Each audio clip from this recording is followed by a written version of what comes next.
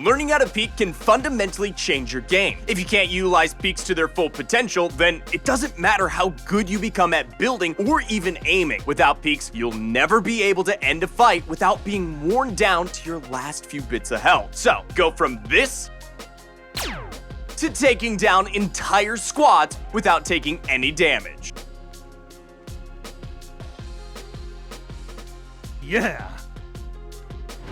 Every new training regime has a goal, and peeking is no different. By the end of this video, we want to accomplish 3 things. We want to make sure your peeks are well protected.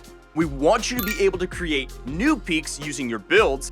And most importantly, we want to perfect your timing so you don't miss out on any potential game-ending opportunities. If you're a noob, you'll see vast improvements on any playlist, so stay tuned. First though, if you want more victory royales, the best place to learn is ProGuides.com. Click on the link below and sign up today to gain instant access to our masterclass courses and boot camps that are guaranteed to help you improve and rank up. Plus, take an extra 10% off on one-on-one coaching with a real pro who can pinpoint what you're doing wrong and help you fix your mistakes.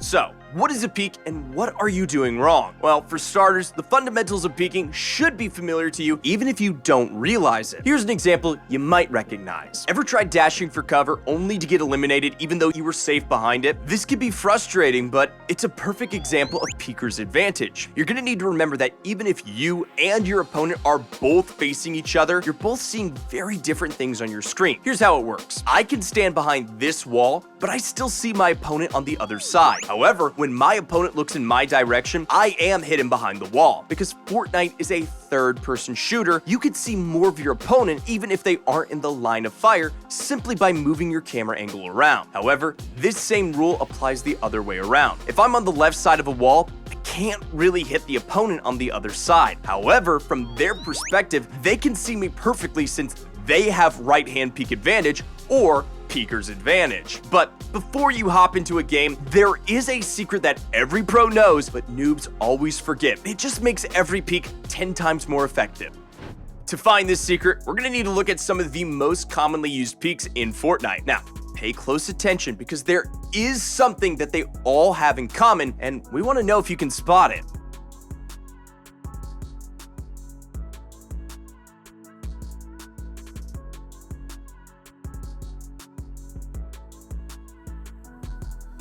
Now, what did all of those clips have in common? Before we tell you the answer, we're going to be answering your questions. Today's first question is from J.R. Riddle. They ask, how do I get good on Nintendo Switch? Well, Riddle, Fortnite on Nintendo Switch isn't exactly the most optimal, but if you want to improve, here's some tips that might make it easier. Aiming can be a nightmare with Joy-Cons, but moving your character into a position with your left stick instead of aiming with your right will improve your chances of aligning your shots correctly. This applies to everyone, but especially on Switch. Fortnite on Switch is also locked at 30 FPS, so speedy plays might not be on the table for you. So, take your time and try to keep your distance from opponents during a fight, since this will give you more time to react to their plays and come up with a counter. We'll be back with another question later, but now let's see if you figured out the secret of the clips.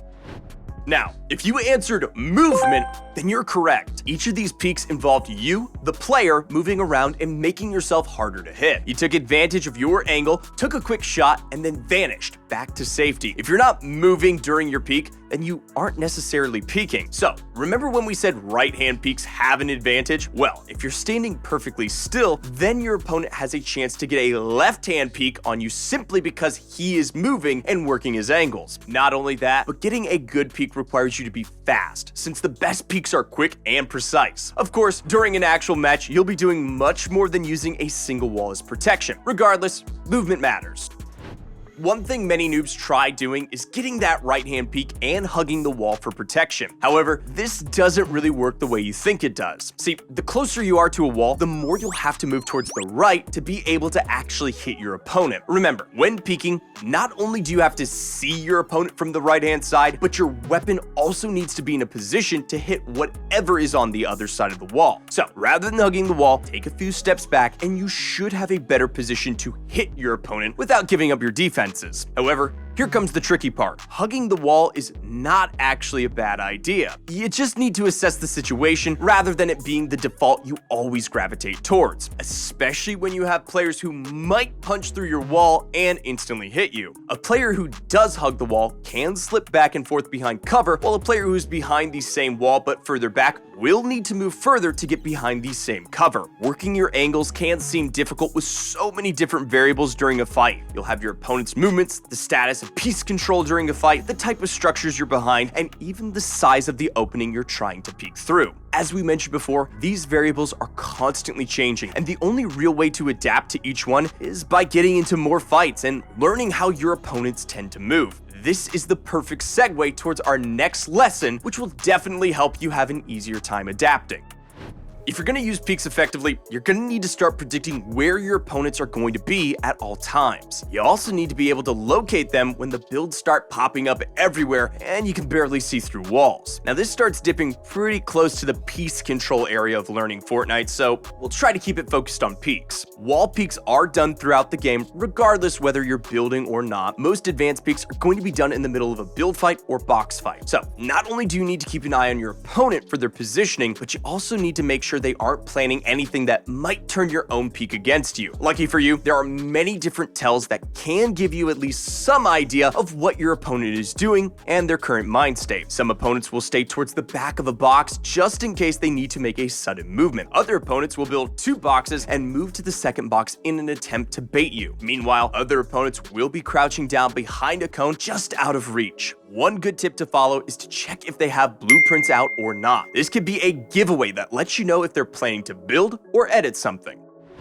So now, let's talk about some basic peeks that you're going to need to learn right away. If you can master these, then you'll find that more advanced techniques will seem easier and easier. First up is the window edit. If you know your wall edits, then you know that hitting that center square in your blueprints opens up a window. Being able to do this quickly can help you land a hit when your opponent least expects it. If you manage to catch a player off guard or too close to the wall, you can even land a critical hit. With more experienced players, however, you might see them hugging the back of their box if you claim their wall. As a beginner, you can still use your window edits to aim inside their box. However, there's always the chance that they'll pop another build and block you. One good way to make sure opponents can't block your peek is to sneak a cone inside their box if they haven't already done so themselves. They still get some cover, but this time you've locked them out of editing it unless they remove it first. Keep in mind that knowing how to reset a wall is just as important as knowing how to edit. Resetting the edit allows you to not only have your peek, but deny your opponent any benefit from openings that you create. Next up, we got the peanut butter peek. Just edit the top corner of the wall. This top corner is where you're going to be shooting from, so jump, shoot, and move to the left. This takes advantage of your opponent's blind spot, and if you place a cone on the floor, it helps you hit the roof faster. If you do this correctly, not only will you be able to shoot your shot, but you'll be back behind safely before your opponent has a chance to retaliate. Now for another question, this time from Kaya. Kaya asks, how do we be confident? Please help me with that. Now, if you want more confidence, the best advice that we can give you is to only think about the benefits of each action as opposed to the negatives. If you can open a peek, don't hesitate thinking that you'll get hit. Think about the opportunity to land damage. If you get eliminated, you didn't lose. Treat it as an opportunity to VOD review and study your own decision making. The moment you stop thinking about the negatives of loss, the less you'll hesitate during a match. The only real loss is when you didn't learn anything from your prior failures. And don't forget to visit ProGuides.com. Not only will you be confident, but you'll be able to say, a pro coached me.